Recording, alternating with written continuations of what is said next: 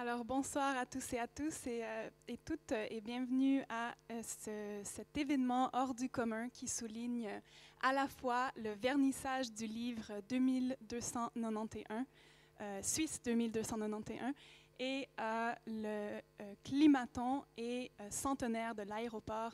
Nous sommes ici au campus Biotech et nous avons l'honneur d'avoir quelques mots d'ouverture par son directeur général, M. Dubuis. Tous, donc mon nom est Benoît Dubuis et ça me fait vraiment très plaisir de vous rencontrer. Alors, pour être tout à fait honnête, je n'ai que très rarement eu l'occasion d'accueillir à Campus Biotech, donc un petit peu chez moi, mais aussi chez vous, justement des hôtes que j'apprécie et que je dois le faire de façon virtuelle. Mais bien sûr, du fait de la situation actuelle, je le comprends parfaitement et heureusement que nous sommes aidés par la technique. Je dois dire que je suis d'autant plus honoré de pouvoir vous adresser quelques mots parce qu'en fait, je pense qu'au-delà du fait de se rencontrer aujourd'hui, je vais pouvoir découvrir vos écrits. Et cette démarche est assez proche de ce que nous essayons de faire à Campus Biotech. Campus Biotech, comme vous le savez, a une histoire de succès, que l'on pense à Sécheron, que l'on pense à Merck et Renault. Aujourd'hui, on essaye de mettre une petite pierre en plus d'une petite pierre pour essayer de contribuer à tout ce qui est santé digitale, santé globale, aux neurosciences. Et c'est vrai que, pour être tout à fait honnête, quand on parlait de santé globale, de nombreuses personnes nous posaient la question de savoir de quoi il s'agissait. Aujourd'hui, avec tout ce qui touche le Covid, on est en plein dedans. Et quand vous voyez des Antoine Flau, quand vous voyez des Monsieur Salaté, professeur Salaté à la télévision, ce sont des gens qui habitent Campus Biotech.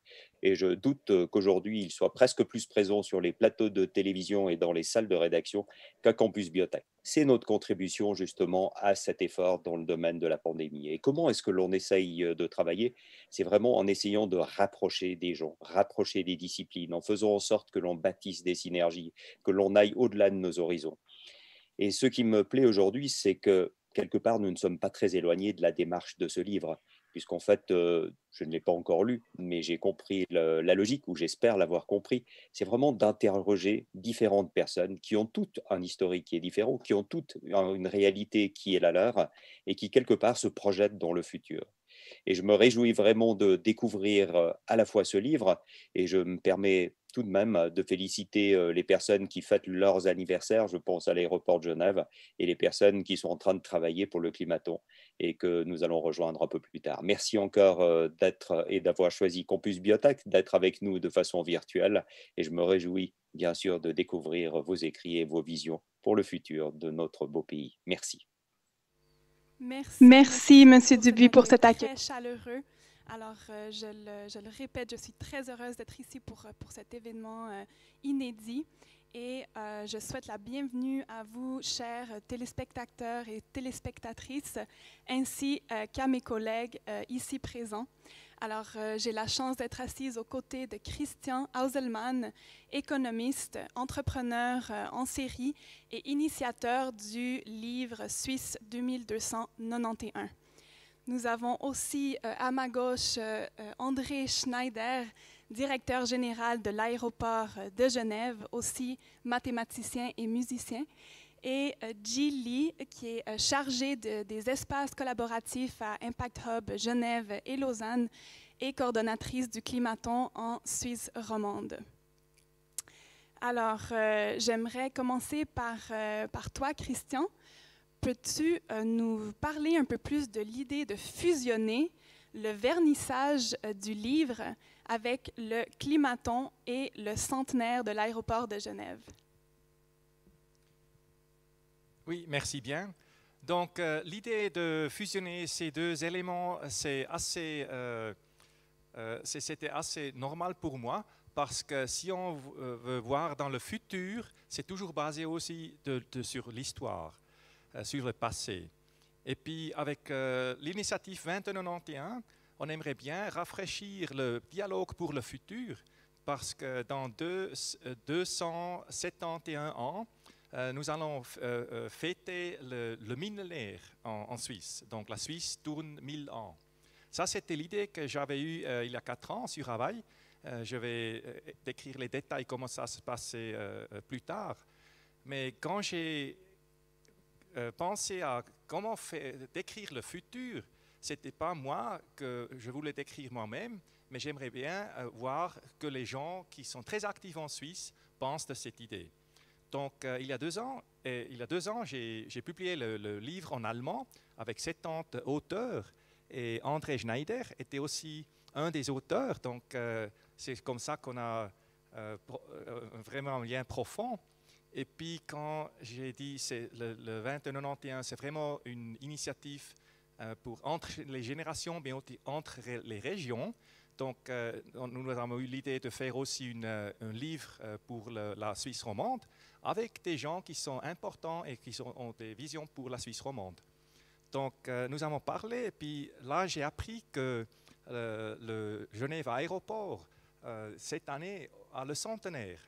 Donc, nous avons discuté, c'est très joli d'avoir le pensée, le futur, presque 300 ans, et le centenaire.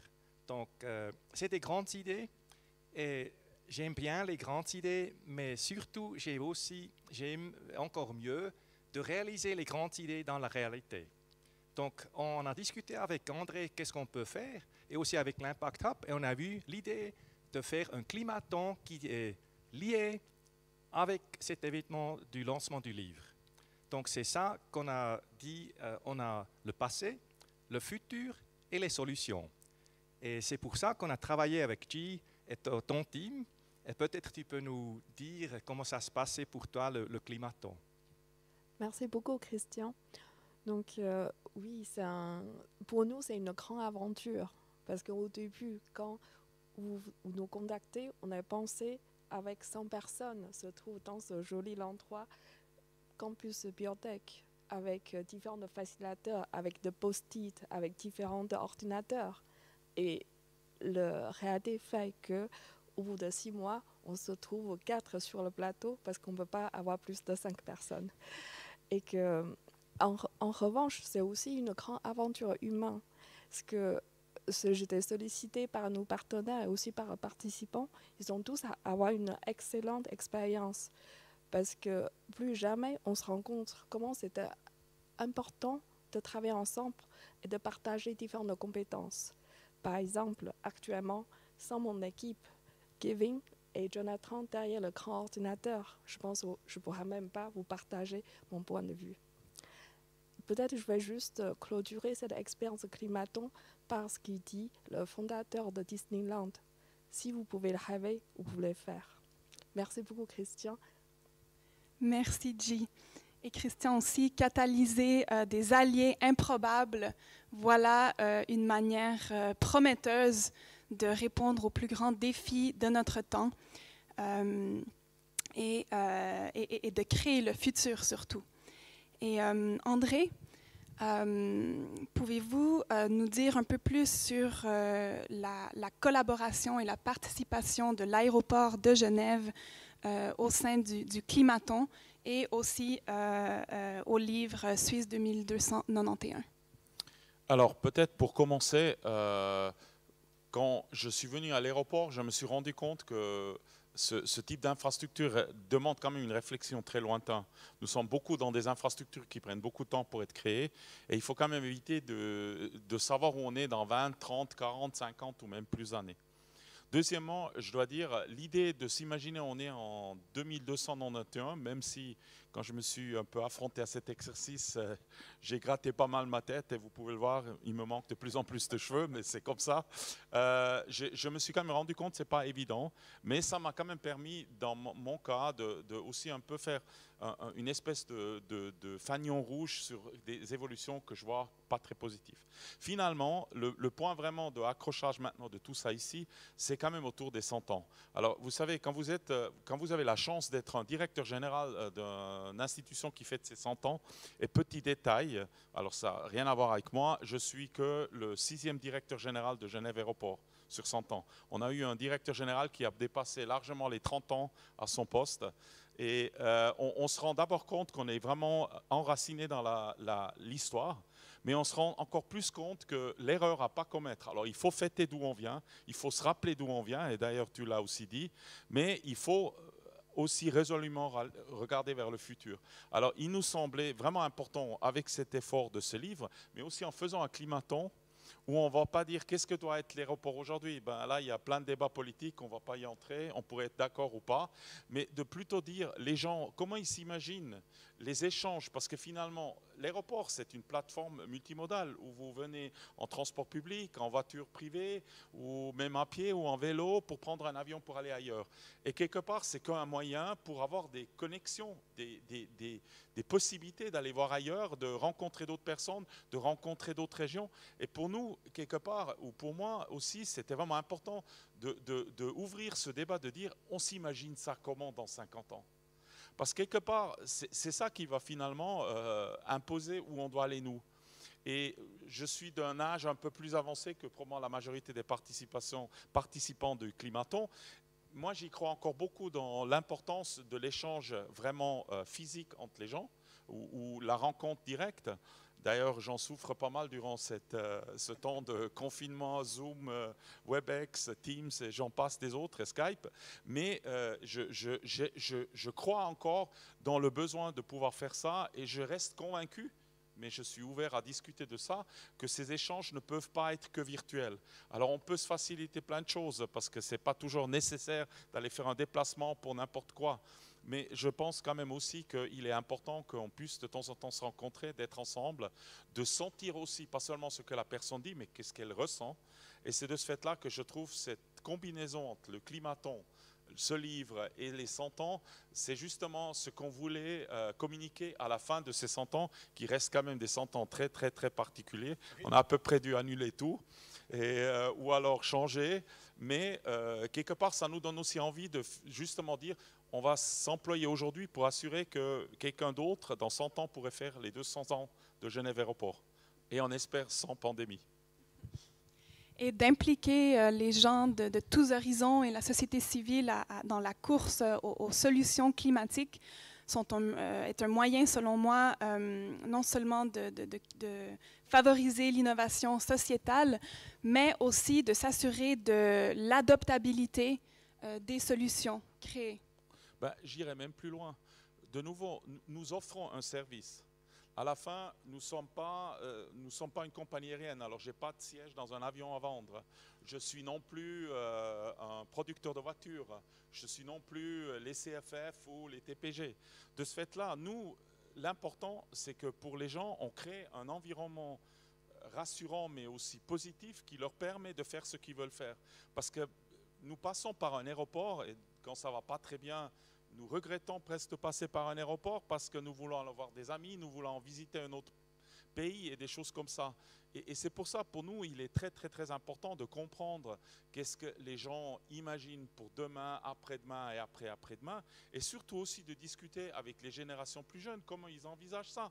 Parce que finalement, dans 20 ans, pour moi, je vais voyager nettement moins et je ne suis plus celui qui va définir ça. Et c'est pour ça que cet échange est très, très, très important.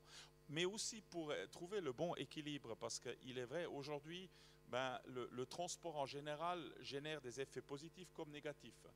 Et pour bien prioriser ça, naturellement, nous travaillons tous pour réduire les effets négatifs, c'est évident.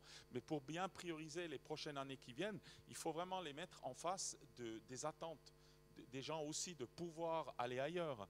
Moi, je dois dire, en juin, quand on a réouvert les frontières, pour moi, c'était un peu comme retrouver la liberté de voyager. Et franchement, soit dit, et je ne suis pas un grand voyageur, ça m'a réellement manqué.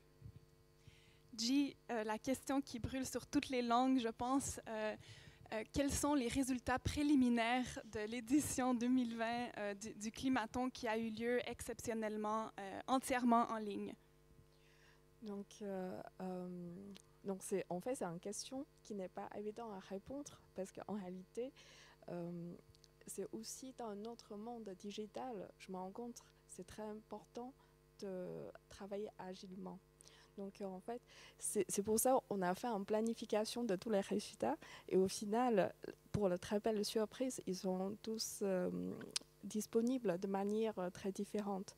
Donc en revanche, si vous voulez savoir qu'est-ce que ce sera le résultat final, n'hésitez pas de consulter notre site web de Climaton Genève et surtout, je gardais un peu le suspens pour vous, c'est qu'il y aura aussi de très belles surprises parce qu'avec notre partenaire Éclusion, on est en train de programmer le prochain climaton de Lausanne.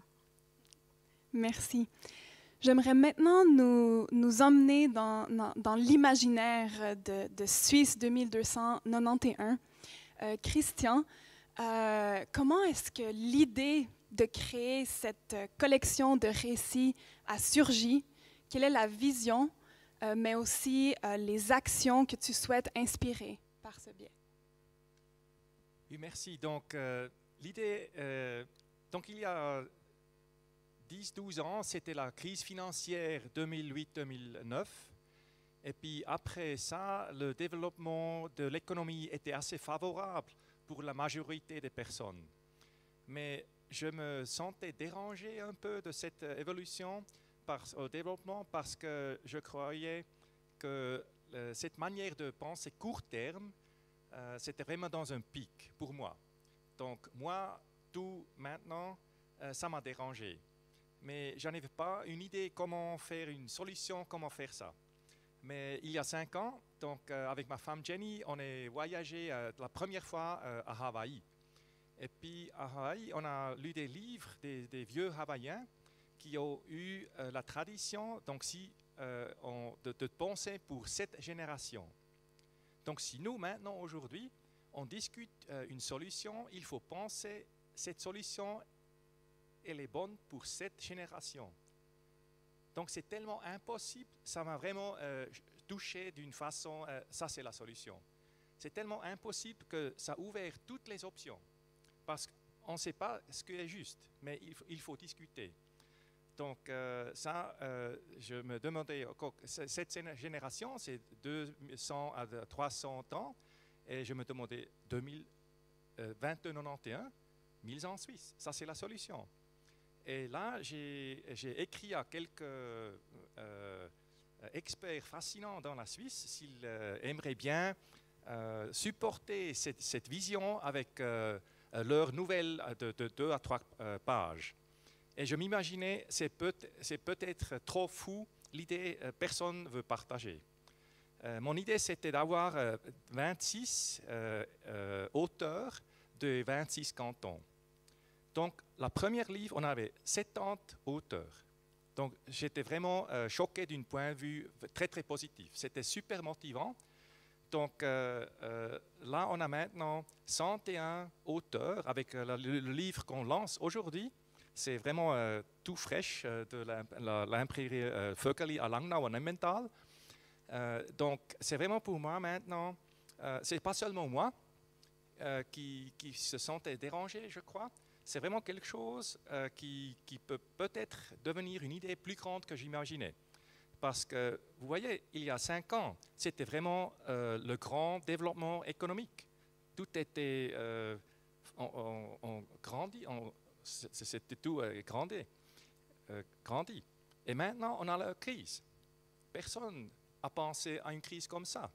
Et je crois que maintenant, le penser long terme, au long terme, ça donne de l'orientation de structure. Il faut avoir une vision où on veut aller. Sans vision, on peut faire tout ce qu'on veut tous les jours. Mais si on a une vision, c'est un peu plus précis. Et ça, c'est mon idée. Et je suis tellement content que toi, André, vous, Monsieur Dupuis, vous avez comme auteur aussi supporté cette vision. Et c'est les gens de 40 à 90 ans qui ont écrit des nouvelles. Donc, je n'ai pas eu les jeunes. Donc, je m'imaginais, les jeunes, c'est les vidéos, c'est l'instrument de communication pour les jeunes. Donc, j'ai fait une compétition de court terme et de court métrage pour avoir des vidéos. Ça a aussi fonctionné. Donc, j'ai fait plusieurs expériments. Et donc, le grand but, c'est dans 1 an, le 12 novembre, à Berne, dans le Kruchsaal, d'avoir 1000 personnes qui travaillent déjà aujourd'hui ou qui pensent que 1000 en Suisse sera un succès. Et comme tout le monde sait, je suis bernois, donc les Bernois sont un peu lents, donc il faut préparer le parti la fête de 92 déjà aujourd'hui. Et puis, ce qui est vraiment magnifique aussi, c'est que tu aies pu mobiliser ces 39 personnalités de tous horizons qui ont touché la Suisse d'une manière ou d'une autre, et donc qui montrent une vision qui est presque collective et co-créative du futur. Et nous avons la chance aujourd'hui d'entendre de la part de quelques-uns et quelques-unes de ces contributeurs et contributrices. En commençant par André, est-ce que nous pourrions avoir un bref aperçu pour déjà réveiller l'intérêt des futurs lecteurs et lectrices, un bref aperçu du récit, mais aussi de l'utilité de cet exercice d'imaginer le futur? Alors, je vais essayer de répondre sur la première, sur la deuxième, je laisse juger ceux qui nous regardent. Alors, il est vrai, j'ai vite dit à Christian que j'étais d'accord de le faire. Après, j'ai passé par la phase où je l'ai beaucoup regretté, parce que je me posais la question quoi faire. Et pour finir, je me suis dit, j'essaye de me mettre dans la peau. Alors, c'était il y a 2-3 ans, j'étais tout nouveau à l'aéroport, dans le pot d'un chef de l'aéroport en 2291. Et j'ai essayé un peu comme vous allez voir, ça pourrait être vu comme un rêve, c'est plutôt un cauchemar. Pas tellement pour des problèmes, environnementaux, parce que là, la technologie aurait trouvé pas mal de solutions, mais par le fait que finalement, et ça c'était un peu une de mes prémices, que quand même les gens veulent aller ailleurs. Et que ça augmente de plus en plus, surtout ça serait moins impactant sur l'environnement et ça crée plein d'effets. Et le deuxième truc, je suis d'ailleurs aussi un Bernois, mais j'ai dû quitter parce que je ne suis pas assez long. Mais bon, néanmoins, alors je vois quand même aussi quelques évolutions en Suisse qu'on partage peut-être moins ici à Genève, qui sont quand même plus de se retourner vers nous-mêmes, de plutôt fermer les frontières que les ouvrir. Et j'ai essayé un peu de glisser là-dedans, un peu une image du futur, comment ça serait si on continue dans cette direction-là, parce que j'y crois fondamental que le futur va aller au-delà des nations, au-delà qui est une grande collaboration, une grande interconnectivité, et que finalement ceux qui vont perdre dans le futur, ce sont ceux qui ne savent pas rentrer dans cette nouvelle vision de voir. Alors, je ne sais pas si ça apporte quoi que ce soit à quelqu'un, hein, je veux dire. Pour moi, c'était intéressant parce que ça m'a permis de un peu concrétiser quelques craintes et questionnements que j'ai pas encore trouvé toutes les réponses, pour être tout à fait franc. Peut-être la réponse, c'est un modèle à la Star Trek, c'est-à-dire c'est le beam me up, Scotty, n'est-ce pas, où on n'a plus besoin de prendre, ou peut-être quelques idées que j'ai entendues de mon ami Benoît Dubuis, qui en y réfléchit à des manières de plus physiquement voyager. Ben, on verra. Mais disons, il y a des questions. Comment pouvons-nous, et ça c'est peut-être un peu aussi pour continuer sur ta pensée, nous vivons dans un monde où on veut faire de plus en plus. Nous commençons à le faire en essayant d'impacter moins le monde. Je n'y crois pas non plus vraiment dans la décroissance, mais je n'ai pas trouvé qu'est-ce qu'il y a entre la croissance et la décroissance qui permet de répondre à ça. Et ça, je cherche encore. Merci André. Je pense que l'intérêt et la curiosité des lecteurs et lectrices est très bien éveillé et je me réjouis moi-même de découvrir cela. Nous avons également comme prochain contributeur Christophe Ebel, pardon, j'ai eu un blanc. Christophe, vous êtes philosophe de la technologie, conseiller en technologie et également entrepreneur. Qu'avez-vous voulu véhiculer à travers votre récit et comment vous sentez-vous face à la possibilité d'un avenir transhumaniste? Voilà, merci beaucoup et merci aussi à Christian pour cette opportunité de contribuer à ce livre. Pour moi, j'adore vraiment cette vision long terme et dans ma contribution, j'ai capturé une jeune femme dont, voilà, c'est une histoire, c'est la fiction, hein, c'est pas un programme pour le futur, mais je capture une jeune femme dans le moment qu'elle se laisse retirer une interface neuronale implantée. Et j'essaie de voir un petit peu quels sont les enjeux voilà, dans une situation transhumaniste. C'est un peu pessimiste dans le sens que je pense que c'est très difficile de prendre notre notion d'une humanité et de cette fusion avec une technologie et la contrôle, la question d'une agence, du pouvoir de prendre des décisions autonomes comme humain. Et ça, c'est la tension, je pense, qui est à ce moment-là. Et dans le futur, c'est une des questions fondamentales pour le progrès technologique qu'il faut résoudre, qu'il faut discuter. Et pour moi, c'est une des opportunités ou des occasions maintenant de le faire dans le sein des initiatives comme le livre, comme les événements qui sont dans le sein de cette initiative de Christian et les collègues. Et je suis absolument convaincu qu'il faut pas seulement des technologistes, des techniciens, mais aussi des philosophes, des entrepreneurs, des innovateurs, des critiques, des activistes, vraiment une réponse sociétale qui est là et qui nous permet de discuter ce type des enjeux dans ce sens.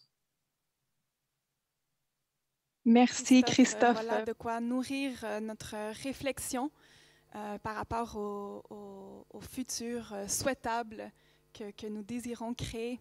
Et en parlant de futur souhaitable, la prochaine interlocutrice est Coco Tache, également contributrice du livre.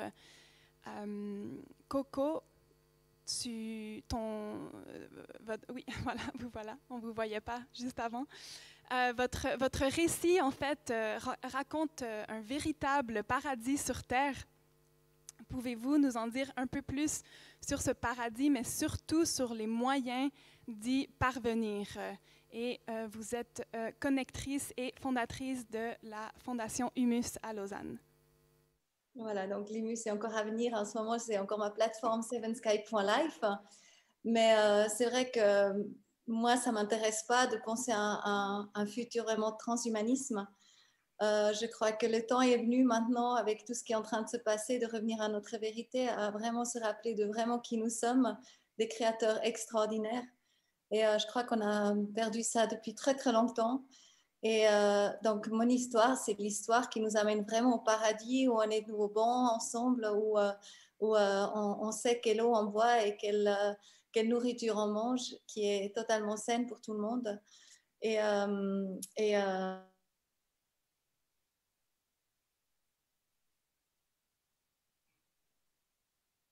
y a toujours un échange. C'est plutôt des corbeilles de nourriture, en fait, qui...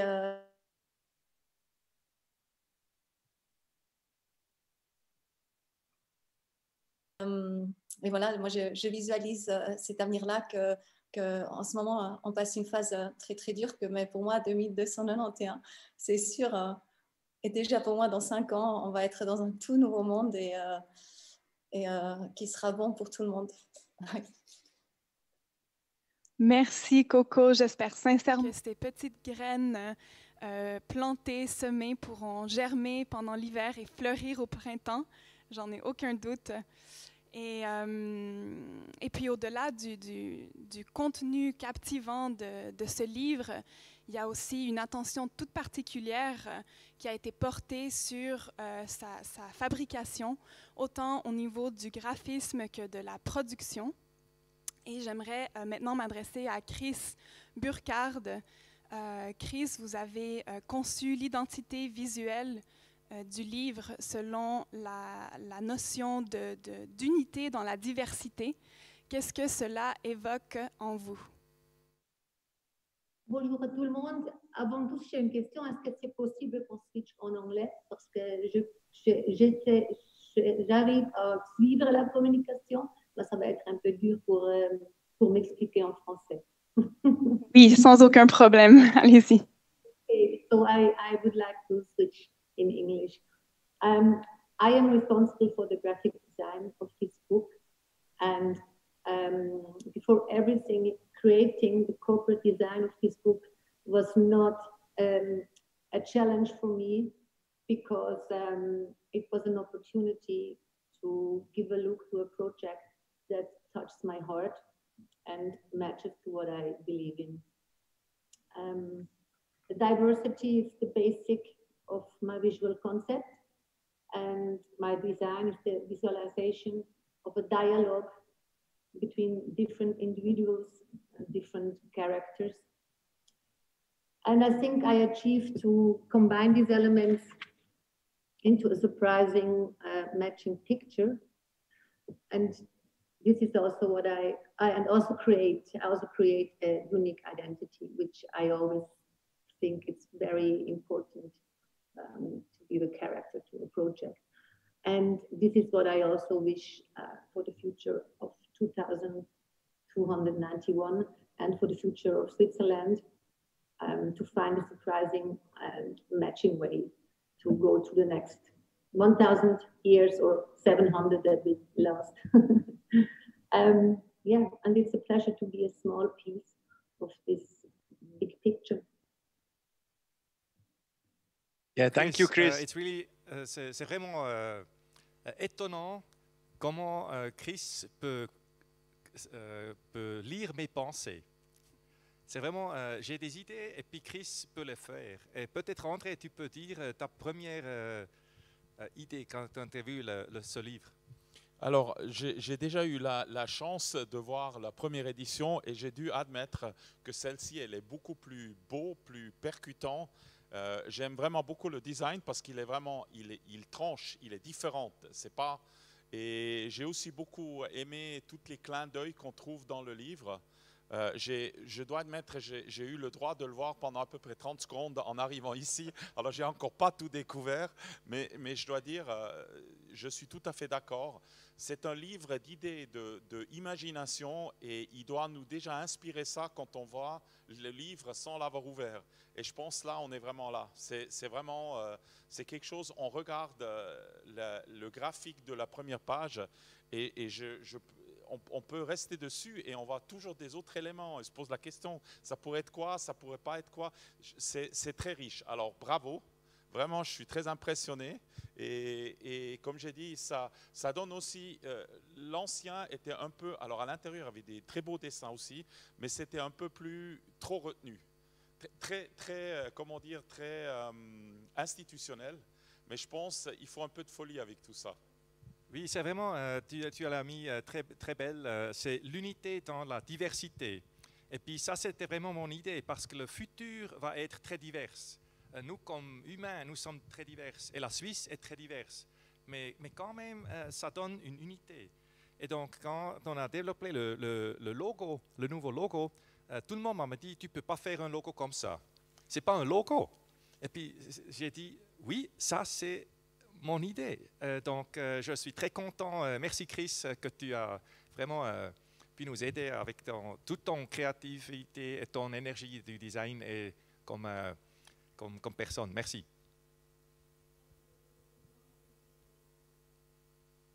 Sans aucun doute, ce livre, sa couverture et le contenu aussi va faire tourner bien des têtes.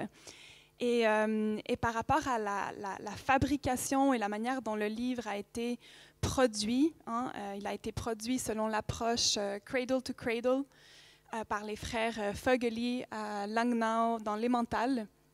Marcus, pourriez-vous nous en dire un peu plus sur cette approche et ce que cela signifie pour l'économie et l'environnement?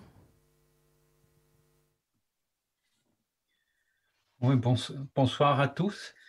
Oui, je me remercie pour me donner la parole.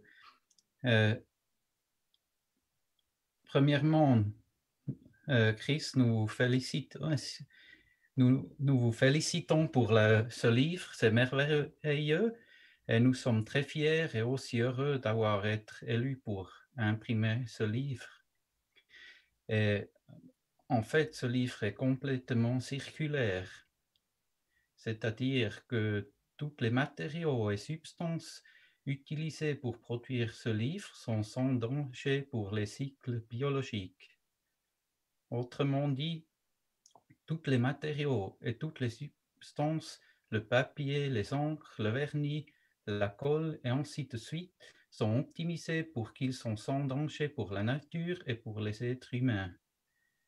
Même au contraire, les déchets de production ainsi que le produit final, une fois que ce ne serait plus utilisé, sont même bons pour la nature. Ils peuvent être compostés et donc retourner à la nature. Pour être sûr que ça fonctionne comme ça, nous travaillons après la méthode de Cradle to Cradle. Déjà depuis 2 ans, nous sommes la seule imprimerie au monde qui est certifiée Cradle to Cradle au niveau d'or. Jusqu'à aujourd'hui, nous pouvons déjà produire plusieurs produits avec le système Cradle to Cradle. Ce sont des livres comme celui-ci, des brochures, des affiches, des blocs-notes et des emballages. Presque tout est possible, mais il reste aussi encore beaucoup à faire. Jusqu'à ce moment, nous sommes seulement 6 imprimeries au monde qui sont capables de produire au niveau Cradle to Cradle et donc faire des produits vraiment circulaires. Pour la future, il nous faut donc beaucoup de clients qui demandent des produits imprimés en Cradle to Cradle pour pouvoir pousser le développement et pour pouvoir trouver d'autres imprimeries qui sont intéressées de produire après cette façon. Merci Marcus. Oui, merci. C'est aussi pour moi, c'est un très très grand plaisir. Et ça, c'est pour moi aussi du point de vue de l'idée 2091. Donc, nous sommes ici à Genève, au campus Biotech. Le livre était produit par les frères Vögeli, Renato et Marcus à Langnau, dans l'Emmental. Le design vient de Zurich. Donc, c'est vraiment quelque chose que je m'imaginais. Et maintenant, c'est la réalité. Donc, merci beaucoup pour ton esprit pionnier. Et aussi de montrer l'exemple d'être un leader dans l'industrie pour vraiment amorcer cette transition vers l'économie circulaire. Oui, personnellement, je pense que le plus grand défi de notre époque, et comme je le décris d'ailleurs dans l'épilogue du livre, c'est de réunir le côté de l'intellect, de la raison, de la pensée linéaire de planification avec la créativité, l'intuition, les émotions. Je pense que pendant longtemps, ces deux hémisphères du cerveau ont été en contradiction, mais en fait, c'est une fausse dichotomie. Je pense qu'au contraire, il faut entièrement réunir ces deux dimensions pour donner lieu à des idées. Et je pense aussi que les idées révolutionnaires émergent d'une source vitale, comme de l'instinct. Et donc, c'est important, je pense, de se relier tous les jours à cette source pour ainsi avoir la motivation et l'inspiration qui sont, quant à moi, des conditions absolument nécessaires à la réalisation de ces idées. Et puis, en parlant d'idées révolutionnaires, si on revient au thème de l'aviation, c'était il y a à peine un peu plus d'un siècle une de ces idées. Et aujourd'hui, on la voit remise en question non seulement par la crise climatique, mais maintenant aussi sanitaire. Et après avoir entendu toutes les interventions de ce soir, au niveau des contributions de cette vision du futur, au niveau de nouvelles méthodes et techniques industrielles. Qu'est-ce que ça veut dire pour toi, André, en tant que directeur de l'aéroport, mais aussi en tant que mathématicien et musicien? Bon, je vais peut-être commencer avec une toute petite anecdote, parce qu'avant de venir à l'aéroport, j'étais à l'EPFL. D'ailleurs, j'ai pu, ensemble avec Benoît Dubuis, œuvrer un peu pour créer ce campus biotech. Et j'étais aussi en charge du développement durable pour l'EPFL et tous les programmes. Et j'œuvrais aussi dans une association de grandes universités mondiales sur ce thème-là. Et quand j'ai annoncé que je quitterai l'EPFL pour aller à l'aéroport, mes collègues, surtout du développement durable, m'ont dit « Mais comment tu peux faire ça? C'est comme passer à l'ennemi. » Alors, qu'est-ce que cette anecdote veut dire? Quelque part, je pense que cette pandémie nous montre déjà une chose, ça c'est peut-être une petite autre parenthèse, c'est que finalement, on voit on a grandi dans un monde où on peut bouger, on peut aller voir des gens, on peut aller un peu partout, mais tout d'un coup, on ne peut plus. Et je pense que ça doit nous aussi faire réfléchir sur qu'est-ce que ça nous importe, quelle est l'importance de pouvoir voyager. Le deuxième point, c'est la situation aujourd'hui autour de l'aviation. Alors, il est évident qu'il y a, comme dans toutes les évolutions qu'on a vues économiques, on a des extrêmes, on a des exagérations. On en a aussi ça dans l'aviation. Quand vous entendez des gens qui vont, je ne sais pas, 10 week-ends par année en avion quelque part, on peut réellement se poser la question de l'utilité ou pas. Ce n'est pas à moi à juger, mais je pense quand même là, on a des vrais défis. Mais de l'autre côté, il faut quand même se rappeler de quelques faits. Alors, aujourd'hui, nous souffrons du fait qu'on génère trop d'émissions CO2. Mondialement, l'aviation représente quand même à peu près 4 à 5% de tout ça. Alors, c'est clair, il faut les mettre à zéro, hein, il n'y a pas de débat. Mais on a d'autres défis aussi. Et je pense, pour moi, ce que ça veut dire, c'est un challenge de travailler pour justement amener cette industrie pour faire encore mieux. Et il n'y a pas que les émissions CO2, on est aussi une industrie qui fait du bruit. Hein. Je veux dire, quand vous habitez proche d'un aéroport, ben, vous allez entendre les avions. C'est la même chose d'ailleurs pour ceux qui habitent proche d'une ligne de train ou d'une autoroute ou d'une route. Et tout ça, à Genève Aéroport, c'est vraiment un effort très très profond qui existait déjà longtemps avant que je suis arrivé et on a vraiment des très bons résultats. Aujourd'hui, nous sommes un des peu d'aéroports qui compense déjà toutes nos émissions CO2. Nous allons être neutres de toutes nos émissions neutres, c'est-à-dire nous émettons plus du CO2 en 2035. Nous œuvrons avec les compagnies aériennes pour justement de baisser ça. Et point de vue bruit, nous nous sommes donné un objectif très très poussé pour 2030 et nous l'avons déjà atteint presque l'année passée, alors avant la crise, parce que maintenant on a naturellement beaucoup moins de vols. Alors je dirais, ce qu'on a besoin aujourd'hui dans la société, c'est quand on a la compréhension qu'il faut faire quelque chose pour combattre le changement climatique, mais aussi toutes les autres défauts qu'on a, le manque d'industrie circulaire, le consumisme, et je pense d'autres. Après, il ne faut pas penser en éléments d'ennemi. Il faut penser en qu'est-ce qu'on veut et comment on peut transformer ce qu'on veut de telle manière que ça rentre dans ce concept qui ne permet plus de consommer plus, de polluer plus et de tout ça. Je trouve aujourd'hui très très dommage que finalement on travaille beaucoup trop dans l'image de l'ennemi. C'est l'autre qui ne fait pas bien, alors il faut le combattre et tout ça. D'abord, ça ne permet pas un vrai dialogue. Et deuxièmement, ça ne reconnaît absolument pas qu'est-ce qui est fait. Parce que s'il y a un souhait que j'ai, c'est que j'aimerais pas vivre dans une société où il y a une instance supérieure qui décide qu'est-ce que j'ai le droit de faire ou pas. Que je dois être responsable dans mes choix et ne pas faire des choses qui font du mal à mes autres ou à l'environnement ou à plein d'autres choses. Ça, c'est clair. Mais moi, je trouve...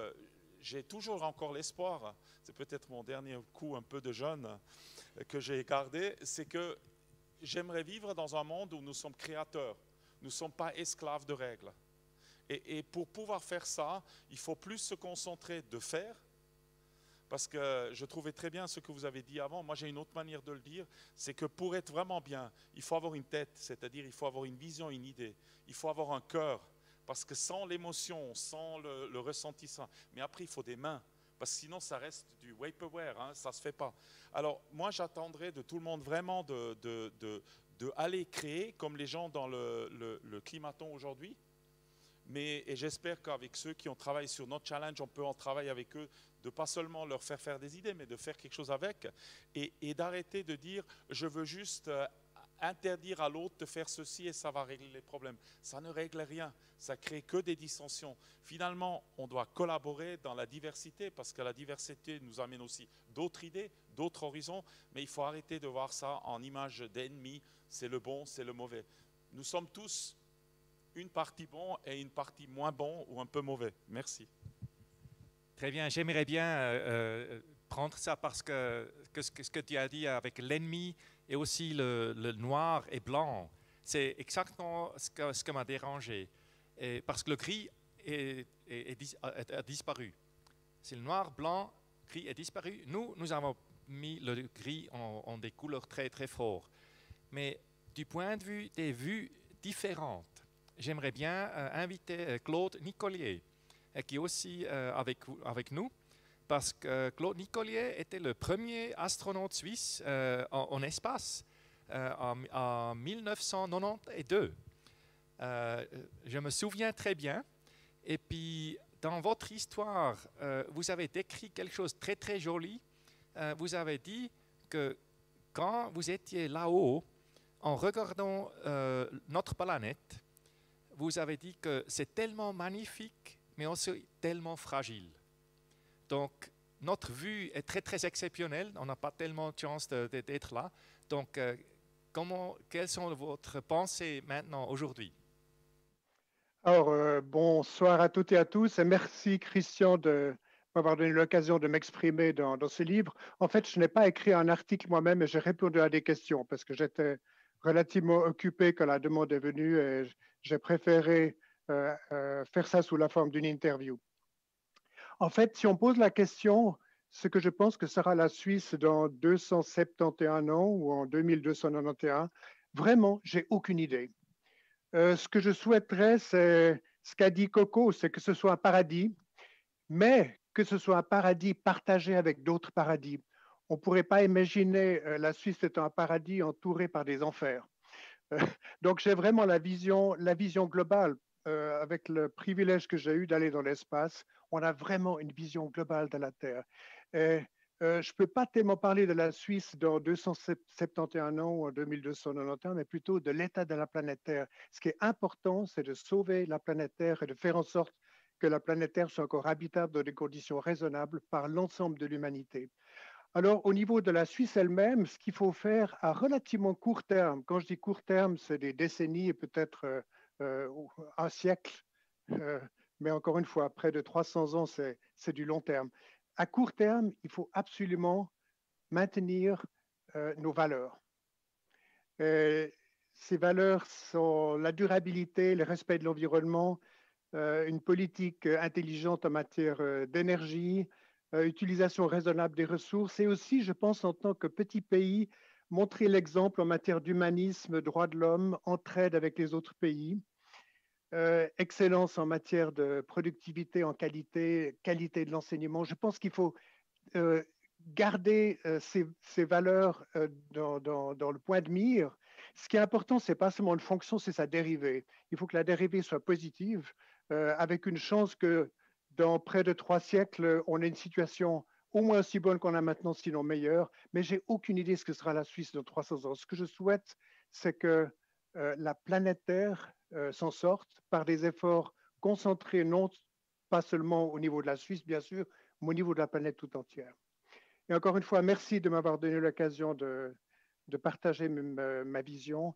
Il y a une chose que je dois dire encore, c'est que dans les programmes de vols spatiaux habités, on va dans l'espace en tant qu'astronaute ou cosmonaute ou taïkonaute pour les Chinois, non pas pour soi-même, mais on y va en représentant l'humanité. Je me rappelle de cette plaque qui était fixée sur la jambe du module lunaire Eagle de la mission Apollo 11 en été 1969. We came in peace for all mankind. We came in peace for all mankind. Gardons une vision globale. Ne pensons pas seulement à la Suisse. Encore une fois, je mentionne dans la réponse aux questions qui m'ont été posées que la Terre, c'est un peu comme un organisme. Et puis la Suisse, c'est comme un ongle. Et si l'ongle est en bonne santé, ça ne signifie pas que l'organisme est en bonne santé. Il faut maintenir l'organisme en bonne santé. Il faut tout faire pour qu'il reste en bonne santé. Merci. Oui, merci bien, Monsieur Nicolier. Merci bien que dans la Suisse, nous avons un bon mot assez bien connu, même en Suisse allemand, parce que le conseiller fédéral Adolf Ogi, il a téléphoné dans 92 avec vous en espace et il était tellement ravi et émotionnel. Il a dit Freude herrscht, Monsieur Nicolier, Freude herrscht. Et pour moi, c'est quelque chose que c'est très, très positif. Et c'est aussi ce bon mot et grâce à vous. Merci.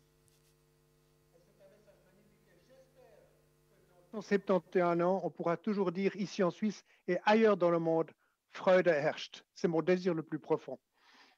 Merci bien. J'aimerais aussi demander à Félix Stali, qui est un des cofondateurs de l'Impact Hub Genève et Lausanne. Félix, tu es entouré de plein d'initiatives, d'innovations, de gens qui s'impliquent pour des projets d'impact social, environnemental. Et suite à tout ce qu'on a pu entendre ce soir, comment est-ce que toi, tu imagines l'avenir du voyage? Qu'est-ce qui est à l'horizon, selon toi, dans ce domaine?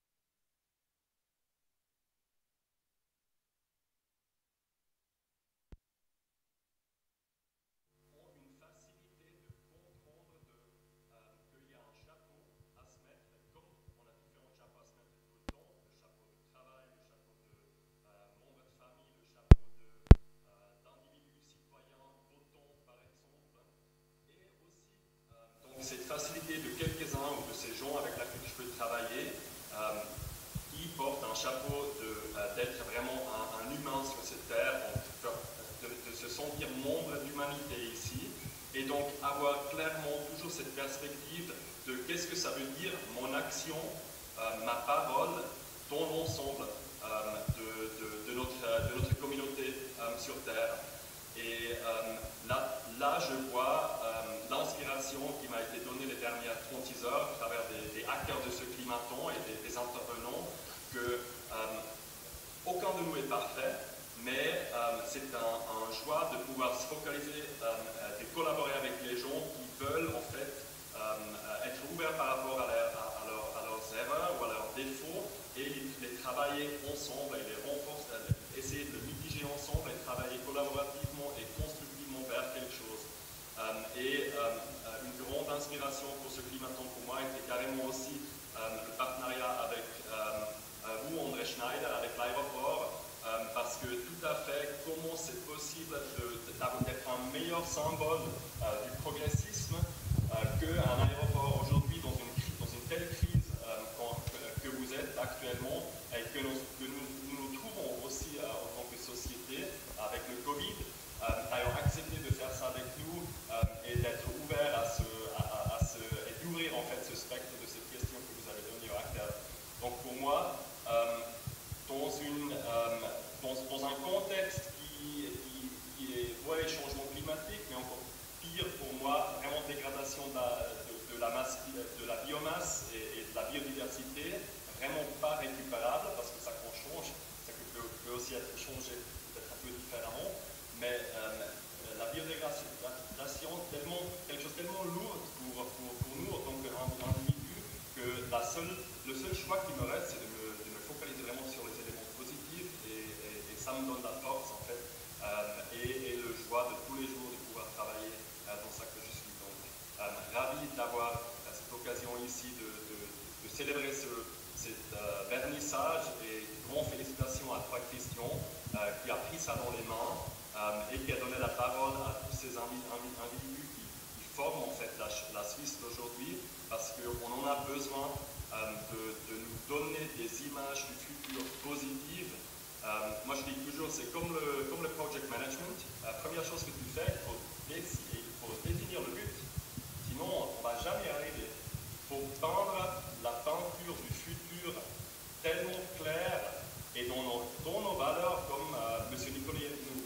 page. Comme ça, on sait qu'est-ce qu'on doit faire, comment le rétro-planning doit se faire. Et ça, c'est un exercice que je souhaiterais de faire de plus en plus moi-même en tant qu'individu, parce que ça, c'est ma domaine que je peux contrôler. Évidemment, plein de joie de collaboration avec d'autres qui le font aussi, pour pouvoir s'échanger, parce que personne n'est parfait, tout le monde a des forces, tout le monde a des faiblesses, donc ils sont prêts pour avancer ensemble. Merci beaucoup, Félix. Nous arrivons tout doucement à la fin de cet événement des plus captivants. Mais juste avant de conclure, je suis sûre que tout le monde est curieux et curieuse de savoir, Christian, comment est-ce qu'on peut se procurer ce livre qui est d'ailleurs 100% compostable.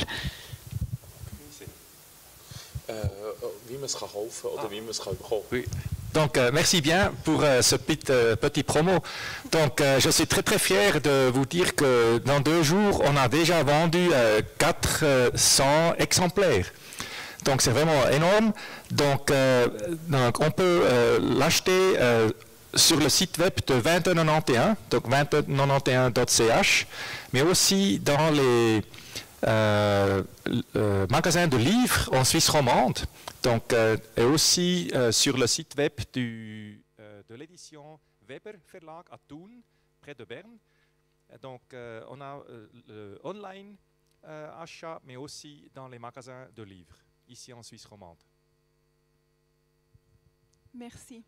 Est-ce que vous aimeriez partager quelques mots de clôture, Guy et André? Oui, volontiers. J'ai beaucoup aimé ce qu'il dit, monsieur, qui était le premier Suisse qui a quitté notre terre. Exact, merci. Et en fait, c'est un peu fait penser le défi de l'aéroport de Genève qui a posé, et justement sur une méthode de design fiction. Parce que je me souviens, un des participants qui me disait, si ailleurs, il n'y a rien à voir, pourquoi je dois voyager? Donc peut-être pour clôturer ma part de climaton, c'est que ça revient, c'est que la planète, c'est en entière. Et aussi, un peu comme ce qu'il dit Félix, c'est que bien sûr, en tant qu'humain, on n'est pas parfait, mais je suis certain, notre planète, sans nous, c'est le créateur imparfait, il sera un peu seul aussi. Donc maintenant, je vous laisse les paroles. Merci. Merci, très joli. André, à toi. Peut-être juste aussi de dire merci à Christian pour avoir lancé cette idée et aussi de nous avoir donné cette opportunité de cette collaboration. Parce qu'il est vrai, pour nous, il est aussi important de sortir des sentiers battus et d'en discuter, même si on réfléchit aussi beaucoup à ça. Et finalement, je peux que tout le monde inviter de lire ce livre parce que ça donne pas mal d'inspiration. Et comme j'ai dit, ça fait aussi pas mal rêver quand on voit les dessins. Ça remplit plusieurs fonctions. Et là, de nouveau, j'appartiens à une génération encore où on lisait des livres. C'est déjà un peu moins le cas aujourd'hui, mais c'est toujours un plaisir d'avoir un tel objet dans la main et de pouvoir le feuilleter et regarder. Alors merci, Christian. Oui, et merci aussi aux organisateurs, notamment du Climaton. Oui, merci bien. Et pour moi, le centenaire, c'est un anniversaire. Et pour moi, anniversaire, ça signifie aussi un petit cadeau. Donc, j'ai appris un petit cadeau.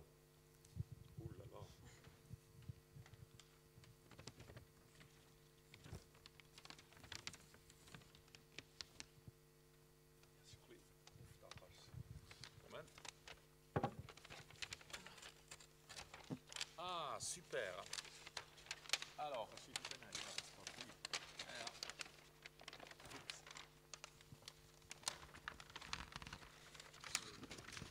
on va essayer de ne pas le casser.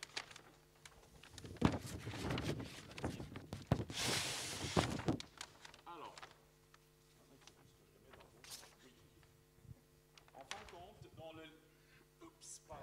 en fin de compte, quand vous allez ouvrir le livre, et quelque part autour de mon histoire, la graphiste, je pense aussi un peu sur inspiration de Christian, a eu la super idée de faire un peu le rappel des 100 ans. Alors, c'est 100 ans ici que vous voyez dans le design. Vous pouvez d'ailleurs voir le design derrière nous, qui est le design de Genève Aéroport pour les 100 ans aussi, qui d'ailleurs été fait par un étudiant de la HED, c'est-à-dire notre école d'art de Genève. Et je dois dire, c'est un super cadeau qui trouve une belle place chez nous et c'est un super lien aussi du livre avec les 100 ans de Genève Aéroport et d'où aussi l'importance de cette collaboration. Merci beaucoup. Je te remercie au nom de Genève Aéroport parce que moi j'y ai œuvré que 4 ans de ces 100 ans, alors je suis un contributeur assez minimaliste à tout ça. Alors, merci beaucoup. Le moment est venu maintenant de clôturer. Merci à vous, tous et toutes qui sont avec moi sur à cette table ronde. Merci à ceux qui nous rejoignent virtuellement, ainsi qu'à nos spectateurs et spectatrices.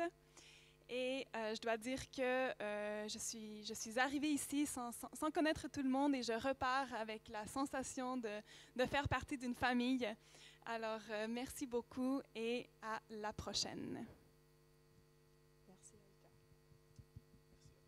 Merci beaucoup. Merci.